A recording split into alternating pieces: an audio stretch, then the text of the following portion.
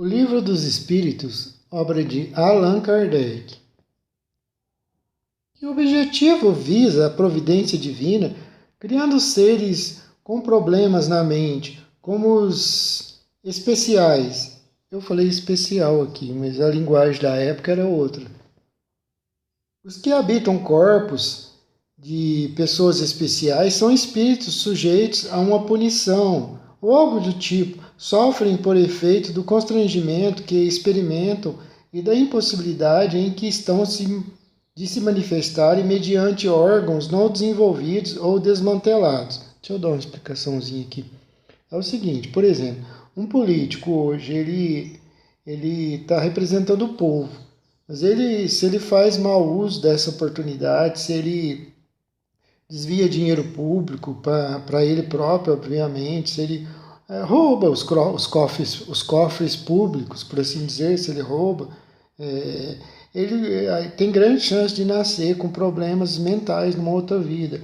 Não que toda pessoa especial tem relação com isso, mas a maioria dos casos são N fatores que levam alguém a nascer com algum problema assim que incapacita ela de ter uma vida, digamos assim, plena. São N fatores. Para entender, tem que estudar a reencarnação, estudar o Espiritismo, que entende. Eu não vou explicar aqui a fundo, mas são N fatores. Uma pessoa, por exemplo, numa vida passada inteligentíssima e que usou a inteligência dela de forma errada para o mal, para tirar as pessoas do caminho de Deus. Uma pessoa, por exemplo, um ateu que foi extremamente inteligente e tirou milhares de pessoas do caminho de Deus, dizendo que Deus não existe, levando pessoas ao materialismo. Não que isso seja um crime, mas outras coisas do tipo assim, aí faz com que a pessoa tenha esse karma, essa espécie de karma. É o próprio espírito que pede para nascer com uma espécie de uma barreira para não cometer mais erros, assim, usando a inteligência. É uma espécie de uma punição, mas como eu disse, são N fatores que levam uma pessoa a nascer com um problema, a ser uma pessoa, uma criança, um ser humano especial, como nós dizemos. Não há, pois, fundamento para dizer-se que os órgãos nada influem sobre as faculdades. Nunca dissemos que os órgãos não têm influência. Têm muito grande sobre a manifestação das faculdades, mas não são eles a origem desta. Aqui está a diferença. O músico excelente com um instrumento defeituoso não dará a ouvir boa música, o que não fará que deixe de ser bom músico. Então, é o espírito, ele está dizendo aqui. Vamos supor, um espírito inteligentíssimo na vida passada. Ele fez mau uso da sua inteligência. Ele nasce com um retardamento, se torna uma pessoa especial.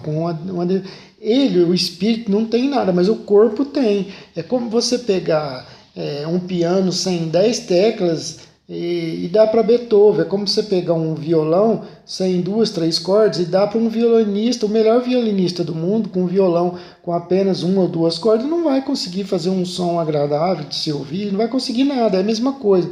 O piano é o instrumento do pianista, o violão é o instrumento do violinista. O corpo é o nosso instrumento. Por mais que o espírito seja capacitado num corpo defeituoso, ele não vai conseguir passar, ele não vai conseguir se manifestar, a demonstrar sua inteligência, suas capacidades. Ele fica como que bloqueado.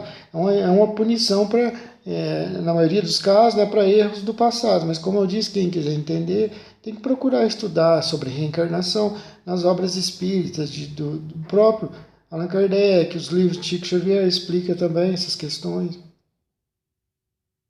Importa distinguir o estado normal do estado patológico. No primeiro, o moral vence os obstáculos que a matéria lhe impõe. Há, porém, casos em que a matéria oferece tal resistência que as manifestações anímicas ficam obstadas ou desnaturadas, como nos de idiotismo e de loucura. São casos patológicos e não gozando nesse estado a alma de toda a sua liberdade, a própria lei humana é isenta de responsabilidade de seus atos. Qual será o mérito da existência de seres que, como os especiais, não podendo fazer o bem nem o mal, se acham incapacitados de progredir? É uma expiação, como dissemos, decorrente do abuso que fizeram de certas faculdades da inteligência no passado. É um estacionamento temporário, mas é óbvio que o ser está a evoluir, está espiando, está resgatando os seus erros. Depois de o erro resgatado, não tem mais nada que resgatar e voltará à sua perfeição. Pode, assim, o corpo de um especial conter um espírito que tenha animado um homem genial em precedente existência? É que eu estava falando. Certo, claro, o gênio se torna por vezes um flagelo quando dele abusa o homem de sua inteligência. A superioridade moral nem sempre guarda proporção com a superioridade intelectual, e os grandes gênios podem ter muito que espiar.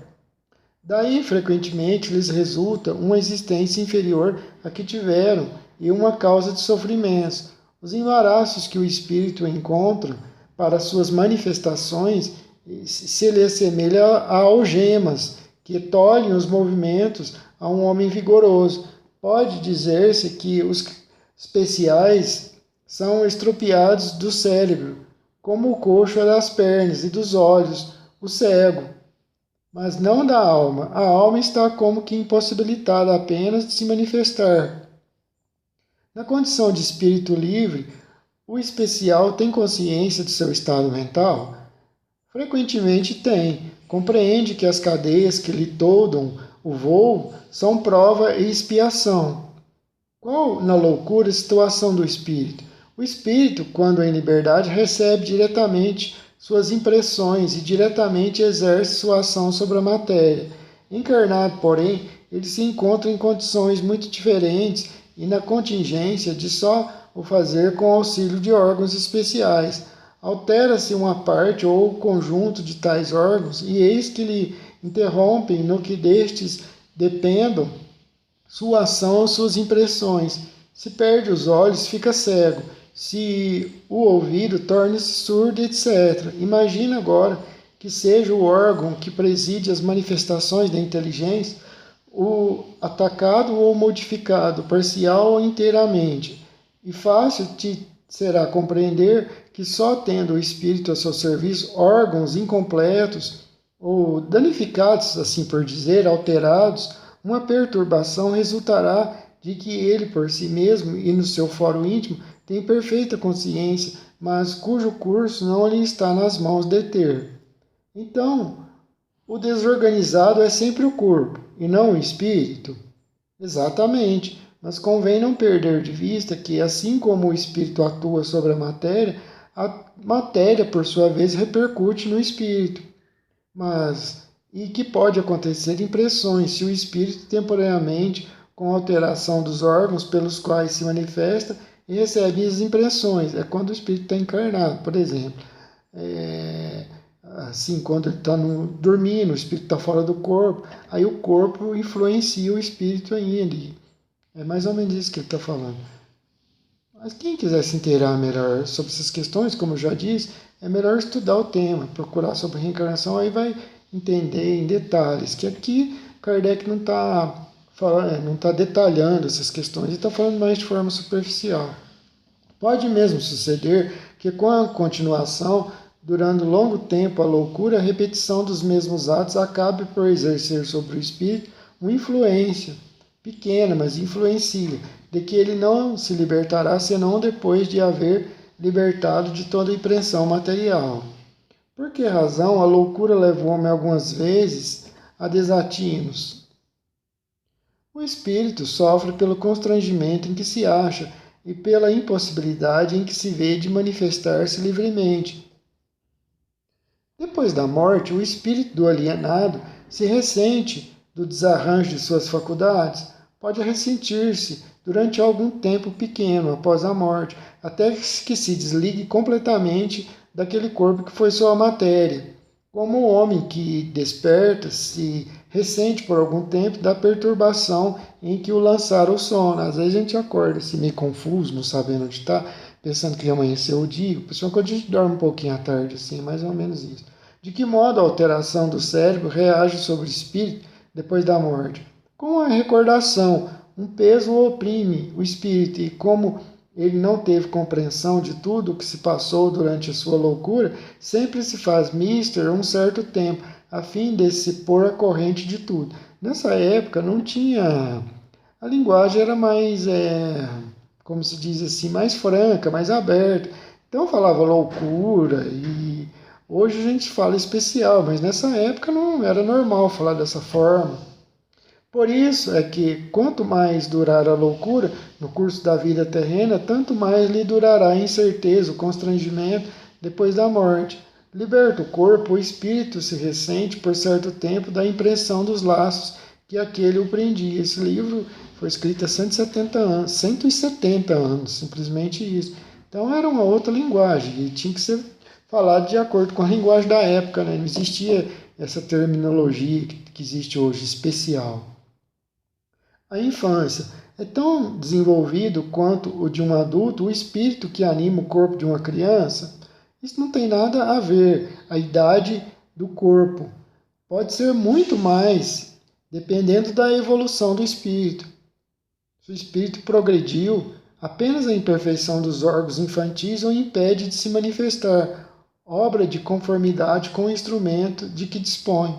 É a mesma coisa, quando a gente é criança, o nosso espírito está impossibilitado de manifestar por causa dos nossos órgãos, tá? E que impede a manifestação completa do espírito ali. Conforme vamos crescendo, vamos adquirindo conhecimento, entre aspas, assim, né? Nosso espírito vai tendo mais livre curso, assim por dizer. Abstraindo o obstáculo que a imperfeição dos órgãos opõe à sua livre manifestação, o espírito numa criancinha pensa como criança ou como adulto. Desde que se trata de uma criança, é claro que, não estando ainda nela desenvolvidos, não podem os órgãos da inteligência dar toda a intuição própria de um adulto ao espírito que a anima. Este, pois, tem efetivamente limitada a inteligência, enquanto a idade não lhe amadurece a razão.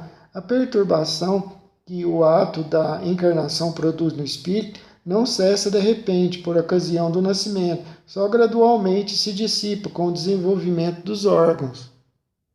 Há uma observação que apoia esta resposta. Os sonhos numa criança não apresentam o caráter dos de um adulto. Quase sempre, puéril é o objetivo dos sonhos infantis, o que indica de que a natureza são as preocupações do respectivo espírito. Por morte da criança, readquire o espírito imediatamente o seu precedente vigor? Essa questão é bem empolgante, bem interessante. Assim tem que ser, pois que se vê desembaraçado de seu envoltório corporal. Entretanto, não readquire a anterior lucidez, senão quando se tem completamente separado daquele envoltório, isto é, quando mais nenhum laço exista entre ele e o corpo. Durante a infância, sofre o espírito encarnado em consequência do constrangimento que a imperfeição dos órgãos lhe impõe? Não, esse estado corresponde a uma necessidade, está na ordem das coisas, da natureza, e de acordo com as vistas da providência. É um período de repouso para o espírito. É uma verdade, que quando a gente é criança, a gente não preocupa com nada. A gente só quer brincar, parece que a vida é uma festa. Qual para este a utilidade de passar pelo estado de infância? Encarnado com o objetivo de se aperfeiçoar, o espírito durante esse período é mais acessível às impressões que recebe, capazes de lhe auxiliar e o adiantamento para o que devem contribuir os incumbidos de educá-lo. Porque é o choro a primeira manifestação da criança ao nascer, para estimular o interesse da genitora e provocar os cuidados de que há preciso. Não é evidente que, se suas manifestações fossem todas de alegria, quando ainda não sabe falar, pouco se inquietaria os que a cercam com os cuidados que lhes são indispensáveis? Admirai, pois, em tudo a sabedoria de Deus, que é o que motiva a mudança que se opera no caráter do indivíduo em certa idade, especialmente ao sair da adolescência. É o que o espírito se modifica? É que o espírito retoma gradualmente a natureza que lhe é própria, se mostra qual era antes. Não conheceis o que a inocência das crianças oculta, não sabeis o que elas são na realidade, nem o que foram, nem o que serão. Contudo, a afeição lhes tendes, as acariciais, como se fossem parcelas de vós mesmos, a tal ponto que se considera o amor que uma mãe consagra aos seus filhos como o amor que um ser possa votar a outro. Desde que nasce o meigo afeto, a terna benevolência que mesmo os estranhos sentem por uma criança. Sabeis? Não. Pois bem, vou explicá-lo. As crianças são os seres que Deus manda a novas existências, para que não lhe possam imputar excessiva severidade, dar-lhes eles todos os aspectos da inocência. Ainda quando se trata de uma criança de maus pendores, cobre-se-lhe as más ações com a capa da inocência. Essa inocência não constitui superioridade real com relação ao que era antes. Não, é a imagem do que deveriam ser, e se não o são, o consequente castigo exclusivamente sobre elas recai. Não foi, todavia, por elas somente que Deus lhes deu esse aspecto de inocência. Foi também, sobretudo, por seus pais, de cujo amor necessita a fraqueza que as caracteriza. Ora, esse amor se enfraqueceria grandemente à vista de um caráter áspero e intratável, ao passo que, julgando seus filhos bons e dóceis, os pais lhes dedicam toda a afeição e os cercam dos mais minuciosos cuidados. Desde que, porém, os filhos não mais precisam da proteção e assistência que lhes foram dispensadas durante 15 ou 20 anos, surge-lhes o caráter real e individual em toda a nudez. Conservam-se bons se eram fundamentalmente bons, mas sempre iriçados de matizes que a primeira infância manteve escondidos. Como vedes, os processos de Deus são sempre os melhores, e quando se tem o coração puro, facilmente se lhes apreende a explicação. Com efeito, ponderai que vossos lares possivelmente nascem crianças cujos espíritos vêm de mundos onde contraíram hábitos diferentes dos vossos, e dizei-me como poderia estar no vosso meio esses seres, trazendo paixões diversas das que nutris, inclinações, gostos inteiramente opostos aos vossos? Como poderiam enfileirar-se entre vós, senão como Deus o determinou, isto é, passando pelo tames da infância? É engraçado quando a gente vê criança, os maldosos, assim, têm prazer em fazer, em pisar num inseto, esmagá-lo, ou pegar um passarinho e matar, ou fazer maldade com animais. É o espírito ali que já mostra. Por quê? Que umas são bondosas, acham os passarinhos a coisa mais linda do mundo, os animais, e outras têm esse sentimento. É o espírito, está no espírito, não é no corpo ali. É um espírito que precisa de educação, cuidado, carinho e uma atenção a mais na educação, nessas questões assim. Nesta se vem confundir todas as ideias, todos os caracteres, todas as variedades de seres gerados pela infinidade dos mundos em que medram as criaturas. E vós mesmos, ao morrerdes, vos achareis num estado que é uma espécie de infância entre novos irmãos. Ao volverdes à existência extraterrena, ignorareis os hábitos, os costumes, as relações que se observam nesse mundo para vós novo. Manejareis com dificuldade uma linguagem que não estáis acostumado a falar, linguagem mais vivaz do que o é agora o vosso pensamento. A infância ainda tem outra utilidade. Os espíritos só entram na vida corporal para se aperfeiçoarem, para se melhorarem. A delicadeza da infância se torna brandos, acessíveis aos conselhos da experiência e dos que devam fazê-los progredir. Nessa fase é que lhes pode reformar os caracteres e reprimir os maus pendores, tal o dever que Deus impôs aos pais, missão extremamente sagrada de que terão de dar contas. Assim, portanto, a infância é não só útil, necessária e indispensável, mas também consequência natural das leis que Deus estabeleceu e que regem o universo. Simpatia e antipatia terrenas. Podem dois seres que se conheceram e estimaram bastante encontrar-se noutra existência corporal e reconhecer-se? Reconhecer-se não. Podem, porém, sentir-se atraídos um para o outro.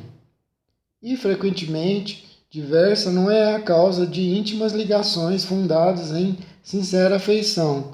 Um do outro, dois seres se aproximam devido a circunstâncias aparentemente fortuitas, ao acaso, mas que na realidade resultam da atração de dois espíritos que se buscam reciprocamente por entre a multidão.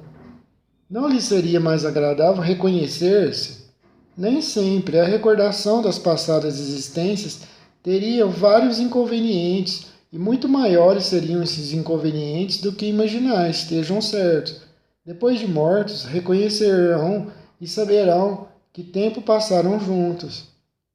A simpatia tem sempre por princípio um anterior conhecimento. Não, dois espíritos que se ligam bem naturalmente se procuram um ao outro sem que se tenham conhecido como homens. Os encontros que costumam dar-se de algumas pessoas e que comumente se atribuem ao acaso não serão efeito de uma certa relação de simpatia? Entre os seres pensantes, a ligação que ainda não conheceis. O magnetismo é o piloto desta ciência que mais tarde compreendereis melhor. E a repulsão instintiva que se experimenta por algumas pessoas, de onde se origina? São espíritos antipáticos que se adivinham e reconhecem sem se falarem. A antipatia instintiva é sempre sinal de natureza má. De não simpatizarem um com o outro, não se segue logo que dois espíritos sejam necessariamente maus. A antipatia entre eles pode derivar de uma diversidade de acontecimentos que vão ao infinito. A proporção, porém, que se forem elevando, essa divergência irá desaparecendo e a antipatia deixará de existir. A antipatia entre duas pessoas nasce primeiro na que tem pior espírito ou na que tem melhor. Numa e noutra, indiferentemente, nas distintas são as causas e os efeitos nas duas. Um espírito mau antipatiza com quem quer que o possa julgar e desmascará-lo. Ao ver pela primeira vez uma pessoa, logo sabe que vai ser censurado. Seu afastamento dessa pessoa se transforma em ódio, em inveja e lhe inspira o desejo de praticar o mal. O bom espírito sente a repulsão pelo mal, por saber que este não o compreenderá, e porque díspares dos deles são os seus sentimentos. Entretanto, consciente da sua superioridade, não alimenta ódio nem inveja contra o outro. Limita-se a evitá-lo e a lastimá-lo. Esquecimento do passado. Por que perde o espírito encarnado a lembrança de seu passado? Isso é muito interessante. Não pode o homem, nem deve, saber de tudo. Deus assim o quer em sua sabedoria. Sem o véu que lhe oculta certas coisas, ficaria completamente aturdido, ofuscado, como quem, sem transição, saísse do escuro para o claro. Esquecido de seu passado, o homem é mais senhor de si. Como pode o homem ser responsável por atos e resgatar faltas de que não se lembra de forma alguma? Como pode aproveitar da experiência de vidas passadas se já as esqueceu completamente? Olha que interessante. Conceber-se-ia que as tribulações da existência lhe servissem de lição se recordasse do que as tenha podido ocasionar. Desde que, porém, disso não recorda de nada, cada existência para ele como se fosse a primeira, e eis que, então, está sempre a recomeçar. Como conciliar isto com a justiça de Deus? Muito interessante. Em cada nova existência, o homem dispõe de mais inteligência e melhor pode distinguir o bem do mal. Onde o seu mérito se lembrasse de todo o passado? Onde estaria o seu mérito?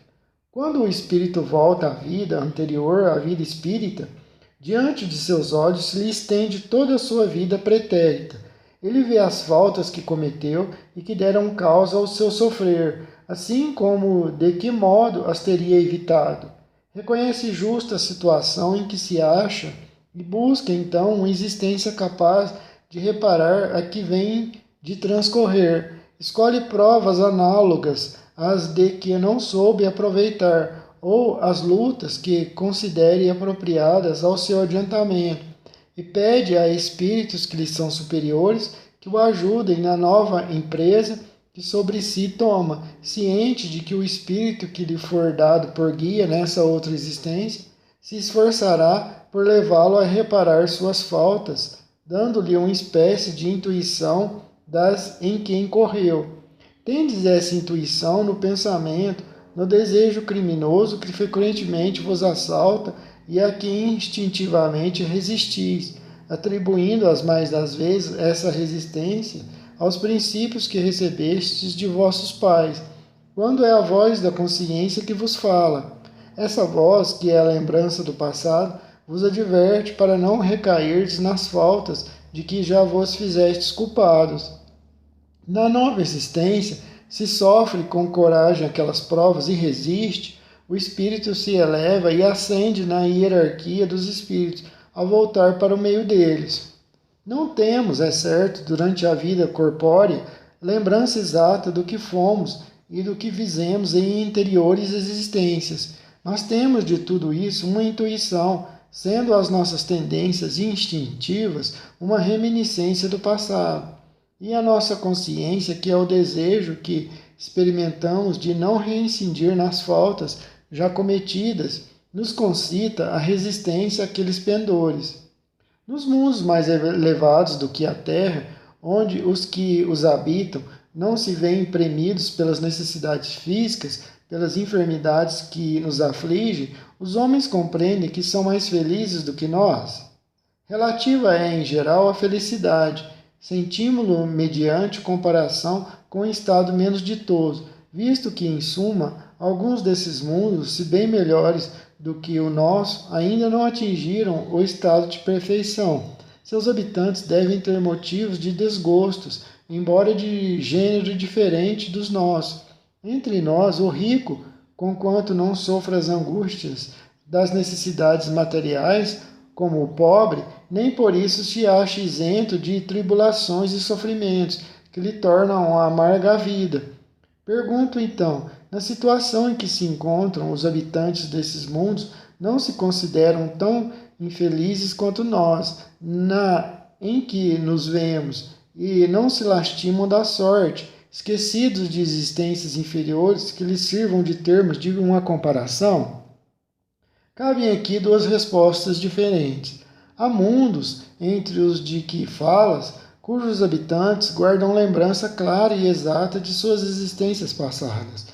Esses compreendem, podem e sabem apreciar a felicidade de que Deus lhes permite fruir. Outros há, porém, cujos habitantes, achando-se, como dizes, em melhores condições do que vós na terra, não deixam de experimentar grandes desgostos, até desgraças. Esses não apreciam a felicidade de que gozam, pela mesma razão de que não recordarem de um estado mais infeliz. Entretanto, se não apreciam como homens, apreciam-na como espíritos. Está falando de mundos aqui, de outros planetas. No esquecimento das existências anteriores transcorridas, sobretudo quando forem amarguradas, não há qualquer coisa de providencial e que revela a sabedoria divina. Nos mundos superiores, quando o recordá-las já não constitui pesadelo, é que as vidas desgraçadas se apresentam à memória. Nos mundos inferiores, a lembrança de todas as que se tenham sofrido não agravaria as infelicidades presentes? Concluamos, pois, daí que tudo o que Deus fez é perfeito e que não nos toca criticar-lhe as obras, nem lhe ensinar como deveria ter regulado o universo. Gravíssimos inconvenientes teria se nos lembrássemos de nossas vidas passadas. Em certos casos, ficaríamos humilhados sobremaneira. Entre outros, nos exaltaria o orgulho, prepeando-nos, em consequência, o livre-arbítrio. Estou falando aqui, por exemplo, se a gente fez o mal para alguém, matamos, matamos, roubamos, daí por diante, fizemos muitas coisas erradas, aquilo nos deixaria cabrunhado, com dor na consciência. Se fomos muito importantes, assim, numa vida passada, isso exaltaria o nosso orgulho de todas as formas, ambas as lembranças de sofrimento, de erros e de glórias, glórias entre aspas, de poder, atrapalharia a nossa existência atual. Aí muitos falam, por que a gente não lembra do passado? Que adianta se a gente não lembra do passado? É por isso. Se um cara foi extremamente importante, se foi um músico conhecido no mundo, se foi um pintor, se foi isso, se foi aquilo, se foi rico, que seja, muito rico, ou se foi um criminoso, todas as lembranças disso atrapalhariam o seu desenvolvimento, a sua evolução na vida atual, justamente por isso que não lembramos do passado. Para que cada vez que nascemos aqui, seria como se recomeçássemos. Aí vamos evoluindo aos poucos, cada vez mais. Para nos melhorarmos, dá-nos Deus exatamente o que nos é necessário e basta. A voz da consciência e os pendores instintivos. Priva-nos Deus do que nos prejudicaria. Acrescentemos que, se nos recordássemos dos nossos precedentes atos pessoais, igualmente nos recordaríamos dos outros homens também, do que resultaria talvez o mais desastroso efeito para as relações sociais.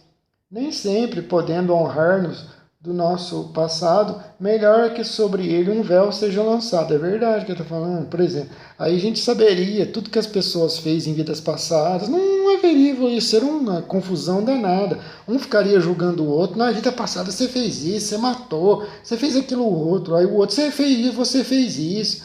Aí eu fui rico, eu fui importante. E seria uma confusão danada. Nem sempre, podendo honrar-nos do nosso passado, melhor é que sobre ele um véu seja lançado. Isto concorda perfeitamente com a doutrina dos espíritos acerca dos mundos superiores à Terra. Nesses mundos, em que só reina o bem, a reminiscência do passado nada tem de dolorosa, tal a razão porque neles as criaturas se lembram das suas antecedentes existências, como nos lembramos do que fizemos na véspera. Quanto à estada em mundos inferiores, não passa, então, como já dissemos, de mau sonho. Podemos ter algumas revelações a respeito de nossas vidas passadas? Nem sempre, contudo, muitos sabem o que foram e o que faziam. Se lhes permitisse dizê-lo abertamente, extraordinárias revelações fariam sobre o passado. Algumas pessoas julgam ter vaga recordação de um passado desconhecido, que se lhe apresenta como a imagem fugitiva de um sonho, que em vão se tenta reter. Não há nisso simples ilusão? Algumas vezes é uma impressão real, mas também frequentemente não passa de mera ilusão, contra a qual precisa o homem pôr em guarda, porquanto pode ser efeito de superexcitada imaginação. Nas existências corpóreas de natureza mais elevada do que a nossa, é mais clara a lembrança das vidas anteriores? Sim, à medida que o corpo se torna menos material, com mais exatidão o homem se lembra do seu passado.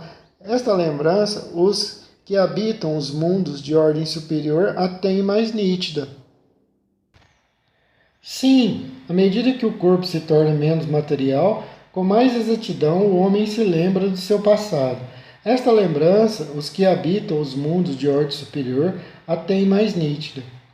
Sendo os pendores instintivos uma reminiscência do seu passado, dar-se-á que, pelo estudo desses pendores, seja possível ao homem conhecer as faltas que cometeu? Até certo ponto, assim é. É preciso que se torne, porém, levar em conta a melhora que se possa ter operado no espírito e as resoluções que ele haja tomado no plano espiritual. Pode suceder que a existência atual seja muito melhor que a precedente. Poderá também ser pior, isto é, poderá o espírito cometer numa existência faltas que ele não praticou na sua existência passada, por exemplo? Depende do seu adiantamento. Se não souber triunfar das provas, possivelmente terá arrastado a novas faltas. consequentes, então, da posição que escolheu. Mas, em geral, estas faltas denotam mais um estacionamento que uma retrogradação, porquanto o espírito é suscetível de se adiantar ou de parar, nunca, porém, de retroceder. Sendo as vicissitudes da vida corporal expiação das faltas do passado e ao mesmo tempo provas com vistas ao futuro, ser-se-á que da natureza de tais vicissitudes se possa deduzir de que gênero foi a anterior existência? Muito miúde é isso possível, pois que cada um é punido naquilo em que pecou. Entretanto, não há que tirar daí uma regra absoluta. As tendências instintivas constituem indício mais seguro, visto que as provas, porque passa o espírito, o são tanto pelo que respeita ao passado, quanto pelo que toca no futuro. Chegando ao termo que a providência lhe assinou, a vida na erraticidade, o próprio espírito escolhe as provas a que deseja submeter-se para aperfeiçoamento próprio, isto é, escolhe meios de adiantar-se. Tais provas estão sempre em relação com as faltas que lhe cumpre expiar. Se delas triunfa, eleva-se. Se sucumbe, chegando ao termo que a providência assinou, a vida na erraticidade, o próprio espírito escolhe as provas a que deseja submeter-se para apressar o seu adiantamento, isto é, o espírito escolhe meios de adiantar-se e tais provas estão sempre em relação com as faltas que lhe cumpre expiar. Se delas triunfa, eleva-se. Se sucumbe, tem que recomeçar. O espírito goza sempre do livre-arbítrio. Em virtude dessa liberdade é que escolhe, quando desencarnado, as provas da vida corporal e que, quando encarnado, decide fazer ou não uma coisa e procede à escolha entre o bem e o mal. Negar ao homem o livre-arbítrio fora reduzi-lo à condição de máquina. Mergulhado na vida corpórea, perde o espírito momentaneamente a lembrança de suas existências passadas, como se um véu as cobrisse. Todavia, conserva sempre algumas vezes uma vaga lembrança dessas vidas que, mesmo em certas circunstâncias, lhe podem ser reveladas. Esta revelação, porém, só os espíritos superiores espontaneamente lhe fazem, com um fim útil, nunca para satisfazer a vã curiosidade. As existências futuras, essas em nenhum caso podem ser reveladas, pela razão de que dependem do modo por que o espírito se sairá da existência atual e da escolha que ulteriormente faça. O esquecimento das faltas praticadas não constitui obstáculo à melhoria do espírito, porquanto, se ele não lembra delas com precisão, o conhecimento que delas teve no estado errante e o desejo de repará-las, guiando-no por intuição, e lhe dão a ideia de resistir ao mal. Essa ideia é a voz da consciência secundada pelos espíritos que o assistem, se atende às boas inspirações que lhe dão. O homem não conhece os atos que praticou em suas existências pretéritas, mas pode sempre saber qual o gênero das faltas de que se tornou culpado e qual o cunho predominante do seu caráter. Bastará que se estude a si mesmo. Poderá então julgar do que foi, não pelo que é, mas pelas suas tendências. As vicissitudes da vida corpórea constituem expiação das faltas do passado, simultaneamente provas com relação ao futuro. Depuram-nos e elevam-nos, e as suportamos resignados e sem murmurar. A natureza dessas vicissitudes e das provas que sofremos também nos podem esclarecer acerca do que fomos e do que fizemos, do mesmo modo que, neste mundo, julgamos dos atos de um culpado pelo castigo que lhe inflige a lei. Assim, o orgulhoso será castigado em seu orgulho, mediante a humilhação de uma existência subalterna, o mal rico, o avarento, pela miséria, que foi cruel para com os outros, pelas crueldades que sofrerá, o tirano, pela escravidão, o mau filho, pela ingratidão dos seus próprios filhos, o preguiçoso por um trabalho forçado e etc. Da emancipação da alma. da emancipação da alma, o sono e os sonhos. O espírito encarnado permanece de bom grado no seu envoltório corporal?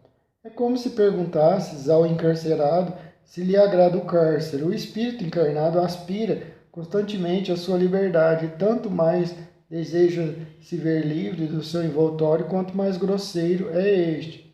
Durante o sono, a alma repousa, como o corpo também? Não, o espírito jamais está inativo. Durante o sono, afrouxam-se os laços que o prendem ao corpo, e não precisando este, então, da sua presença, ele se lança pelo espaço e entra em relação mais direta com outros espíritos. Como podemos julgar a liberdade do espírito durante o seu sono? Pelos sonhos. Quando o corpo repousa, acreditam, tem o espírito mais faculdades do que no estado de vigília. Lembra-se do passado e algumas vezes prevê o futuro. Adquire maior potencialidade e pode pôr-se em comunicação com demais espíritos, quer deste mundo, quer de outro. Dizes frequentemente: tive um sonho extravagante, um sonho horrível, mas absolutamente verossímil. Enganas-te. É a miúde uma recordação dos lugares e das coisas que viste, ou que verás em outra existência, ou em outra ocasião. Estando entorpecido o corpo, o espírito trata de quebrar seus grilhões e de investigar no passado ou no futuro. Pobres homens, que mal conheceis os mais vulgares fenômenos da vida, julgai-vos muito sábios, e as coisas mais comezinhas vos confundem. Nada sabeis responder a estas perguntas que todas as crianças formulam. Que fazemos quando dormimos? Que são os sonhos? O sono liberta a alma parcialmente do corpo. Quando dorme, o homem se acha por algum tempo no estado em que fica permanentemente depois da morte. Tiveram sonos inteligentes os espíritos que, desencarnando, logo se desligam da matéria. Esses espíritos, quando dormem, vão para junto dos seres que lhes são superiores. Com estes viajam, conversam e se instruem. Trabalham mesmo em obras que lhes deparam concluídas, quando volvem, morrendo na terra, ao mundo espiritual. Ainda, esta circunstância é de modo a vos ensinar que não deveis temer a morte, pois que todos os dias morreis, quando, como disse um santo. Isto pelo que concerne aos espíritos elevados. Pelo que respeita ao grande número de homens que, morrendo, têm que passar longas horas, dias e até anos na perturbação, na incerteza de que tantos já vos falaram, esses vão, enquanto homem, ou ao mundos inferiores à terra, onde os chamam velhas afeições, ou em busca de gozos, quiçá mais baixos do que os em que aqui tanto se deleitam. Vão beber doutrinas ainda mais vis, mais ignóbeis, mais funestas do que as que professam entre vós. E o que gera a simpatia na terra é o fato de sentir-se o homem, ao despertar, ligado pelo coração àqueles com que acaba de passar 8 ou 9 horas de ventura ou de prazer. Deixa eu dar uma explicaçãozinha aqui. Kardec, aqui está falando, Kardec, os espíritos, que quando a gente dorme, a gente vai para o plano espiritual. Às vezes a gente sonha e fala: nossa, mas o sonho é uma coisa tão confusa, não tem nada a ver isso, uma coisa louca, parece sem sentido. Mas não é. Quando você volta para o seu corpo, o seu espírito volta, mistura tudo as coisas. Por quê? Porque você tem um cérebro físico e tem o cérebro espiritual. Aí o seu cérebro físico filtra todas as suas, podemos dizer de forma grossa, filtra suas vivências no plano espiritual, quando você estava dormindo. Aí fica aquela mistureba, aquela coisa confusa. Também as antipatias invencíveis se explicam pelo fato de sentirmos em nosso íntimo que os entes com que antipatizamos têm uma consciência diversa da nossa. Conhecemos-los sem nunca termos visto com os olhos. É ainda o que explica a indiferença de muitos homens. Não cuidam de conquistar novos amigos por saberem que muitos têm os que os amam e lhes querem. Uma palavra, o sono influi mais do que supondes na vossa vida.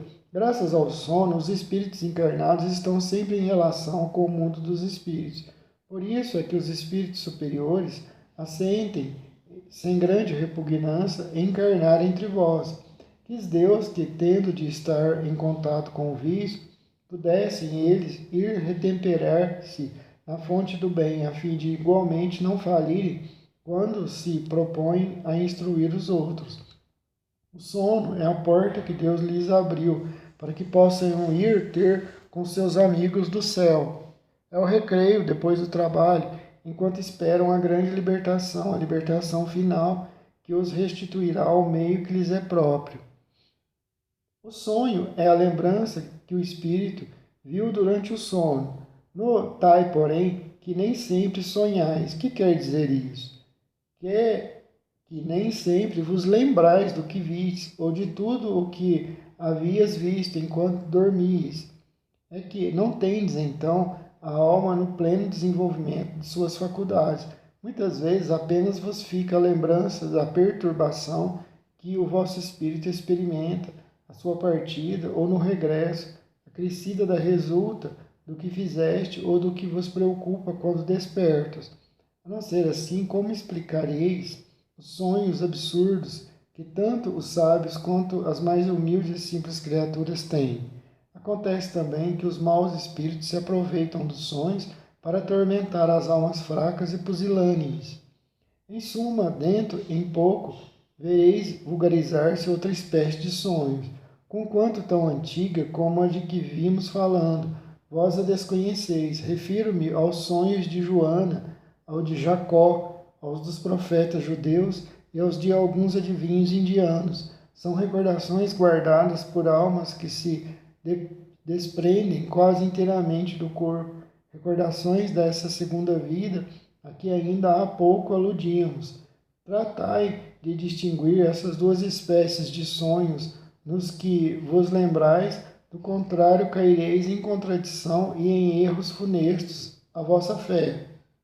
Os sonhos são efeito da emancipação da alma, que mais independente se torna pela suspensão da vida ativa e de relação. Daí uma espécie de clarividência indefinida que se alonga até aos mais afastados lugares e até mesmo a outros mundos. Daí também a lembrança que traz à memória acontecimentos da precedente existência ou das existências anteriores. As singulares imagens do que se passa ou se passou em mundos desconhecidos, entremeados de coisas do mundo atual, é que formam esses conjuntos estranhos e confusos que nenhum sentido ou ligação parecem ter. A incoerência dos sonhos ainda se explica pelas lacunas que apresenta a recordação incompleta que conservamos do que nos apareceu quando sonhávamos. Os sonhos são efeito da os sonhos são efeitos da emancipação da alma, que mais independente se torna pela suspensão da vida ativa e de relação. Daí uma espécie de clarividência indefinida que se alonga até ao mais afastado lugar e até mesmo a outros mundos. Daí também a lembrança que traz à memória acontecimentos da precedente existência ou das existências anteriores. As singulares imagens do que se passa ou se passou em mundos desconhecidos, entremeados de coisas do mundo atual, é que formam esses conjuntos estranhos e confusos que nenhum sentido ou ligação parecem ter. A incoerência dos sonhos ainda se explica pelas lacunas que apresenta a recordação incompleta que conservamos do que nos apareceu quando sonhávamos. É como se a uma narração se truncassem frases ou trechos ao acaso. Reunidos depois, os fragmentos restantes nenhuma significação racional teriam. Por que não nos lembramos sempre dos sonhos? Em que chama sono, só há o repouso do corpo, visto que o espírito está constantemente em atividade. Recobra durante o sono um pouco da sua liberdade e se corresponde com os que lhe são caros, quer neste mundo, quer em outros. Mas, como é pesada e grosseira a matéria que o compõe, o corpo dificilmente conserva as impressões que o espírito recebeu, porque a este não chegaram por intermédio dos órgãos corporais. Que se deve pensar das significações atribuídas aos sonhos? Os sonhos não são verdadeiros como o entendem os ledores de Buenadicha, pois fora absurdo crer-se que sonhar com tal anuncia tal outra. São verdadeiros no sentido de que apresentam imagens que para o espírito têm realidade, porém que frequentemente nenhuma relação guardam com o que se passa na vida corporal. São também, como atrás dissemos, um pressentimento do futuro, permitido por Deus, ou a visão do que no momento ocorre em outro lugar a que a alma se transporta. Não se contam por muitos os casos de pessoas que, em sonho, aparecem a seus parentes e amigos a fim de avisá-los do que a elas está acontecendo. Que são essas aparições, senão as almas ou espíritos de tais pessoas a se comunicarem com os entes queridos? Quando tendes certeza de que o vistes realmente se deu, não fica provado que a imaginação nenhuma parte tomou na ocorrência, sobretudo se o que observastes não vos passava pela mente quando em vigília. Acontece com frequência verem-se em sonho coisas que parecem um pressentimento, que afinal se confirma. A que se deve atribuir isto? Pode suceder que tais pressentimentos venham a confirmar-se apenas para o espírito. Quer dizer que esse viu aquilo que desejava, foi ao seu encontro. É preciso não esquecer que, durante o sono, a alma está mais ou menos sob a influência do corpo material, que, por conseguinte, nunca se liberta completamente de suas ideias terrenas, donde resulta que as preocupações do estado de vigília podem dar ao que se vê a aparência do que se deseja ou do que se teme. A isto é que, em verdade, cabe chamar-se efeito da imaginação. Sempre que uma ideia nos preocupa fortemente, tudo o que vemos se nos mostra ligado a essa ideia. Quando em sonho vemos pessoas vivas, muito nossas conhecidas, a praticarem atos de que absolutamente não cogitam, não é isso puro efeito de imaginação? De que absolutamente não cogita, dizes? Que sabes a tal respeito? Os espíritos dessas pessoas vêm visitar o teu, como o teu os vai visitar, sem que saibas sempre o que eles pensam. Ademais, não é raro atribuir-te, de acordo com o que desejais, a pessoas que conheceis o que se deu ou se está dando em outras existências. É necessário o sono completo para a emancipação do espírito. Palavrinha que eu erro toda hora. Emancipação. Não, basta que os sentidos entrem em torpor para que o espírito recobre a sua liberdade. Para se emancipar, ele se aproveita de todos os instantes de trégua que o corpo lhe concede, desde que haja prostração das forças vitais. O espírito se desprende, tornando-se tanto mais livre quanto mais fraco for o corpo. É assim que a sonolência ou o simples torpor dos sentidos representa frequentemente as mesmas imagens do sonho. E qual a razão de ouvirmos, algumas vezes em nós mesmos, palavras pronunciadas distintamente e que nenhum nexo têm com o que nos preocupa? É fato, ouvis até mesmo frases inteiras, principalmente quando os sentidos começam a entorpecer-se. É quase sempre fraco eco do que diz um espírito que convosco se quer comunicar. Doutras vezes, num estado que ainda não é bem o do adormecimento, estando com os olhos fechados, vemos imagens distintas, figuras cujas mínimas particularidades percebemos. Que há aí efeito de visão ou de imaginação? Estando entorpecido o corpo, o espírito trata de desprender-se, transporta-se e vê. Se já fosse completo sono, haveria sonho.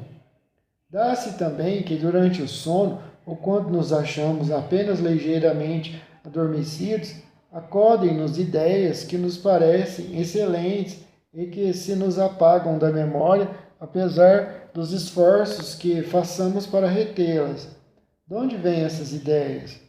Provém da liberdade do espírito que se emancipa e que, emancipado, goza de suas faculdades com mais amplitude. Também são frequentemente conselhos que outros espíritos nos dão.